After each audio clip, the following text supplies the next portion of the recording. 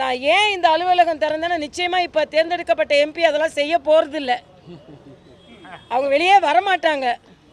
5 வருஷம் கழித்து அதிசயமாக வந்தாங்க, ஓட்டு கேட்டாங்க, என்னமோ போயிடுவாங்க உள்ளே, அவ்வளோதான். அதனால் செய்ய வேண்டியனா நாங்கள் தான் செய்யணும்.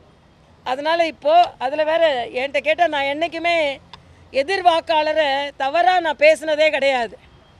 ஆனால் அவங்க ஒரு கருத்து சொல்லும்போது என்ன சொல்லியிருக்காங்கன்னா, திடீர்னு இந்த தொகுதியில் குதித்து வீடியோ போட்டு இந்த பம்மாத்து இந்த வார்த்தையெல்லாம் நாங்கள் பயன்படுத்தவே மாட்டோம். இவங்க முத்தமிழ் அறிஞரின் தொண்டர்கள், அவங்கெல்லாம் முத்தமிழ் அறிஞர்களின் தொண்டர், தளபதியின் தொண்டர்கள். அதனால் பம்மாத்து இம்மாத்தெல்லாம் அவங்க தான் யூஸ் பண்ணுவாங்க.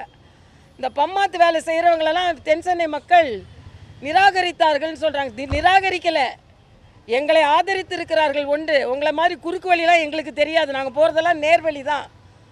ஆனாலும் இன்றைக்கி மழை வருது, எவ்வளோ வெளியே வந்து நீங்கள்லாம் தொண்டு செஞ்சுறீங்கன்னு நாங்களும் பார்க்க தான் போகிறோம். ஏன்னா எப்படி ரோட்டில் நிற்கிறதுக்கு உங்களோட எங்களுக்கு அனுபவம் இருக்குது. என்னோட 25 வருடமாக தமிழகத்தில் நான் அரசியல் செய்து கொண்டு இருக்கிறேன்.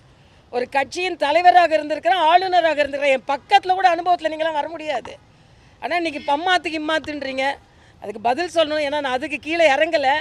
அதனால் நிச்சயமாக தென்சென்னை மக்கள் அந்த 3 லட்சம் ஏறக்குறைய மக்கள் நான் மறுபடியும் சொல்கிறேன், ஒரு நல்ல வேட்பாளரை தேர்ந்தெடுக்க தவறிவிட்டீர்கள் என்பது எனது தாழ்மையான கருத்து. சேவை செய்யணும் தான் நாங்கள்லாம் வரோம், இல்லைனா கவர்னராகவே இருந்திருப்பேன். ஒன்று, அதனால் இதற்கு நான் கருத்தை சொல்லிக்கொள்கிறேன்.